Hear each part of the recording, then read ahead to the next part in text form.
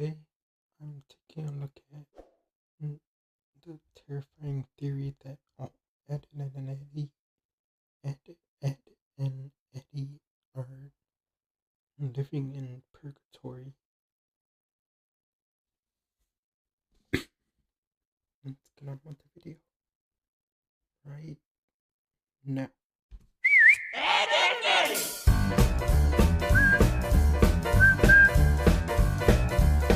In the world of 90s cartoons, there are many iconic shows and characters that rocked our screens. It won't be a simple task to pick apart the wackiest one of them all. Today, we're going to show you just that. A show that was so absurd that nothing made sense. It's the Ed, and Eddie show that we're talking about. The show was bizarre in every aspect, from its offbeat animation style to pale-skinned characters. There was definitely something not quite right. There's a ton of fan theories that I bet you didn't know about. These theories have been floating around ever since the show's inception, and one such theory is the Purgatory one, where all the kids are dead yet alive. Make sure you complete this episode because we're going to give you the details about this crazy thought that will knock your 90s socks right off. Join us in this fresh take on the nostalgic memories from our childhood, if you're ready. Just before we go into our video though, we have a small request. If you like our content, please support us by subscribing to the channel. It's a small click for you, but for us, it means a lot. Thank you. Now let's...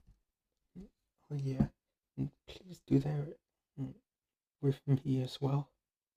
If you want to see more reactions like this in the future. Let's begin.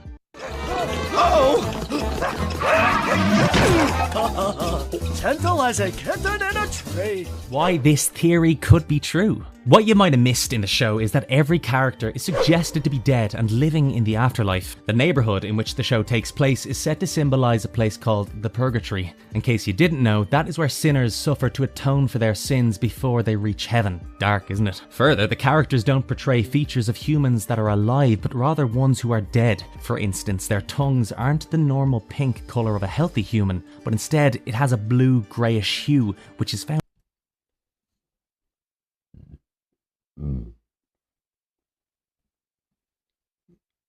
I've never really paid attention to how they looked as a kid, so I never even realized that any of this is even possible. on decaying corpses. Now that makes me wonder, is this why most of us like dark humour? Another such example is the skin tone. Every character has pale skin, which is once again a common characteristic of people who have, stopped breathing. Moreover, there's absolutely no adults in the show and the kids seem to be all on their own. And think about it, when was the last time you saw an entire neighbourhood full of tweens? Although there are mentions of the parents and other adults, the theories suggest that they've never been on the show. There's one notable exception within the show, with Eddie's older brother appearing in an episode that showed their departure from the so-called Purgatory. Besides all of this, the characters are shown using various technologies like CDs, cassette tapes, even typewriters. This points towards an ambiguous timeline of the show and also indicates that every character belongs to a different time period. I mean, why not? They arrived in Purgatory according to the chronology of their time of death, which is some really dark stuff. Oh no, Ed! I'm so scared! I'm shaking like cheese. Characters and theories. Every character in the show died differently and in a different time period. Hence, they all have their own backstory about life and death. Simply knowing the theory isn't enough, so we need to dive into the characters and their dark sides too. Rolf's mind got blank.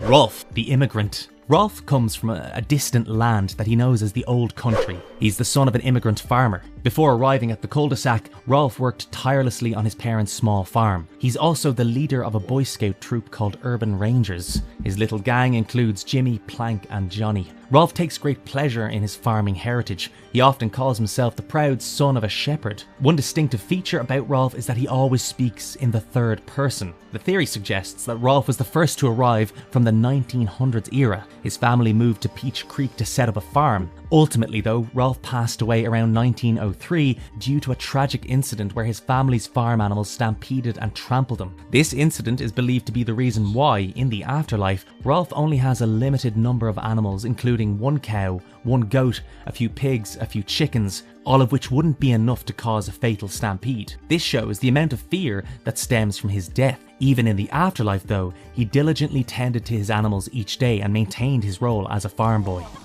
What you doing, Kevin? Did you lose something? Maybe he lost something, Plank. What's that, Plank? Johnny 2x4. Johnny was a kid from the neighbourhood, and I have to say, not everyone liked him. Johnny's nickname, Johnny 2x4, most likely comes from his wooden plank size. This was either ingenious or an absolute absence of creativity, but either way it worked. Johnny has a large head with little to no hair in it, and this made him the butt of many jokes in the episodes. He was often found annoying others in the neighbourhood with his chatty nature, yet he was Forrest Gump level chatty. He was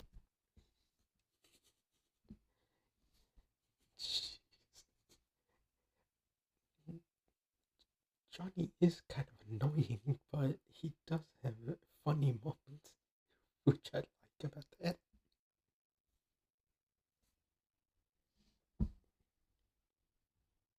was barely seen alone. He always seemed to be accompanied by his imaginary friend, Plank. And Plank was exactly what it sounds like, a wooden plank with eyes and a mouth drawn on it. Despite being perceived as unusual in modern times, his actions were regarded as simple childhood innocence and playfulness during his era. He passed away in 1922 after a long struggle with tuberculosis. A cure for his illness, penicillin, wasn't discovered until 6 years later. In the afterlife, he brought his only friend, Plank, with him, as it was the last thing he saw before his death. Plank is known to sometimes show sentient behaviour, notably shown in the movie, and that could be explained by their existence within Purgatory.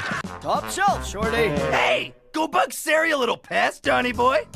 Here we go. Eddie, the leader. Eddie is one of the main characters in Ed, and Eddie. He is also the self-appointed leader of the Ed's gang. He basically won the marathon in which nobody else participated. Eddie has many shortcomings, not just for a leader, but even for a regular sane human. He's overambitious, deceitful, and always power hungry. Even his friends often reject him in front of others. We all have that one friend in every group. Sure, go ahead and share this episode with them. Eddie's opponent, Kevin, even called him desperate for all his attempts to make money. He always seeks approval because his rival, Kevin, is more popular than he, and this makes Eddie feel inferior, even when compared to Plank. Eddie was born in New York during the Great Depression. Like many others, he must have witnessed economic struggles as well as hunger and malnutrition. Eddie soon moved to Peach Creek with a burning desire to escape lifelong poverty and misery. However, he had no one like a father figure that he could idolize and learn to navigate the world from. All he had was an older brother who was surely not a good choice to be inspired by. Eddie attempted to make money by scamming the swindled kids, but it doesn't go well. He was chased by them into a lake where he drowned and bit the dust. In the afterlife, Eddie continues his pursuit of the almighty dollar through scamming,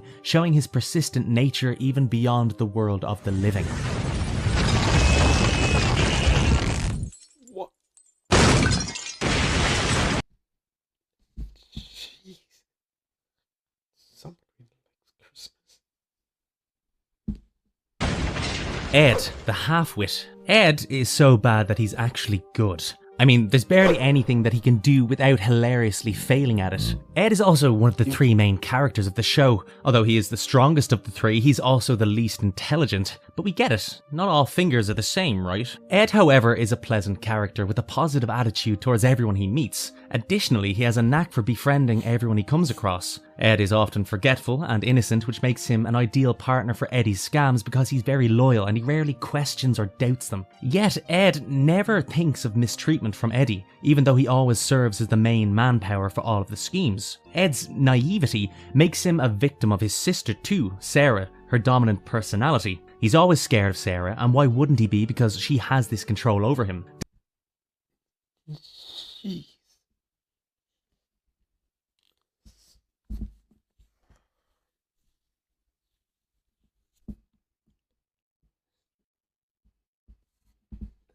That's kind of messed up that his own little sister has control over him.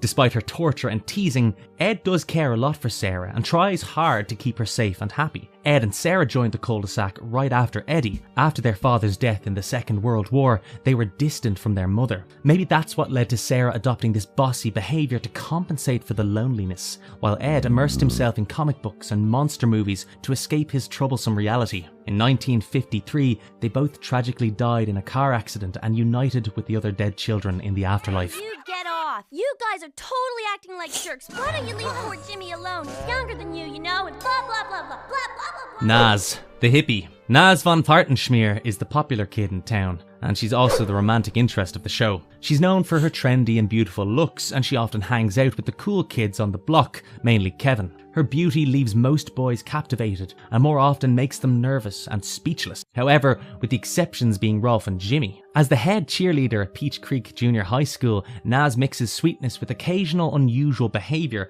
acting like the typical friendly and somewhat dumb blonde girl next door. She's fine with the Eds and their mischief as long as they're not troubling her girl gang. Naz was born to hippie parents in the 1960s. She's a flirty flower child, engaged with the male children in the neighbourhood. Unfortunately, in the summer of '79, a local asylum escapee entered her home, committing terrible acts against Naz and resulting in her sad death alongside her entire family. Naz seems to be a little too okay for someone with such a gruesome death, but I guess that's the point of the afterlife, you leave the suffering behind. You throw like a 2-year-old. Ed, the Brainiac. Ed is known by the coolest nickname of them all, Double D. He's one of the 3 main characters within the show. Despite being the physically weakest, he stands out clearly as the most intelligent amongst the Eds. Ed is one of the characters who is very careful, kind, and has good intentions. He's characterised by calm and disciplined behaviour. He hates chaos and loves order, often playing the role of a peacemaker due to his love for harmony. Although Ed is gentle and accepting, he can sometimes be a bit awkward, especially in interactions with girls. Despite the fact that he seems to be an outcast, he earns respect within his peer group. Ed often offers assistance when needed. Without Ed and Eddie, Ed might have been more accepted by the overall group. However, being a perfectionist and always aiming to please others, Ed was born in the 1970s, and this was a time when an early academic success became the societal norm. Ed was raised by strict, controlling parents who pushed him to excel academically and maintain flawless cleanliness. It's believed that he met his demise due to a gas leak, causing an explosion involving his chemistry set's Bunsen burner. Yeah? Yo.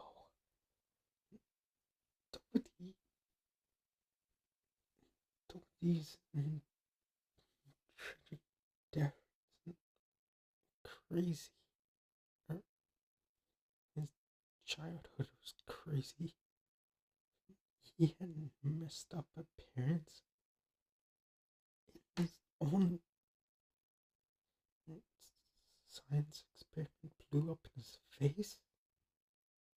Yeesh. What can you dorks do about it? Yeah! Well, we dorks are gonna solve this! Kevin the Bully. Kevin was born in the early 1980s. He had to face a tough childhood with a broken down home and an abusive father. Kevin had to bear the loss of his mother at a young age too. Like most bullies, he became a bully to other kids in the cul-de-sac to cope with his own frustrations. Kevin loves his bike and is always seen with it. This aligns well with the rise of extreme sports and the popularity of the X Games in 1995. Unfortunately, his father fatally beat him in a drunken rage in the later months of 1999. This led to his death on the way to the hospital. His father was convicted of the murder and sentenced to a life in prison. In the afterlife, Kevin imagined his father as loving, but he retained his bullying behaviour. YouTubes! Where'd you get those from?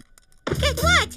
I have no idea what you're talking about. Jimmy the Jinx. Jimmy is a kid who often feels unsure about himself and likes to cry way too often. He dreams of becoming famous, but miraculously, Jimmy is prone to accidents due to his clumsy nature. He always has many bandages and is the least strong kid in the cul-de-sac. Despite this, he can be clever when he wants to be, and he successfully pulls off.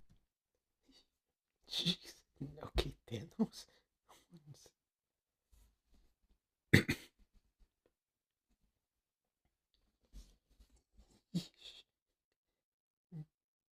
Jimmy has such a menacing face right here.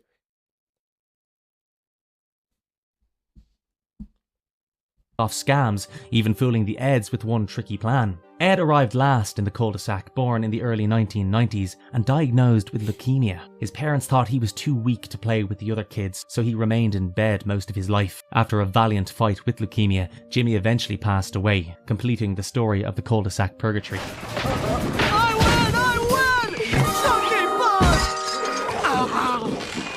Marvellous verdict. While exploring the cartoony town in the Ed, Edd and Eddy show, we've come across tales that are chilling and dark, to be honest. These theories challenge the creator's level of creativity. Not only does a dark theory talk about Peach Creek being purgatory, but it carefully lists down all the possible reasons for it to be one. One captivating reason to look into this terrifying hypothesis is that it gives us a fresh perspective on our childhood favourites. Ed, Edd and Eddy was one of the many shows from the 90s that would influence our interests further in life, and it feels somewhat important for us to know the whole truth about this beloved show and its characters. I hope you enjoyed this dark theory and do share it with your fellow 90s kids. And of course, if you liked our content, don't forget to leave a like and subscribe to Yeesh. That entire video was crazy, man. Holy. Yeah. All of the kids in the cul-de-sac were dead. Yeesh.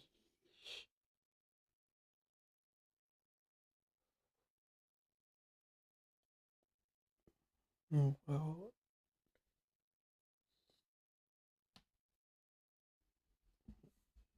I promise in the next video I do, it's not gonna be just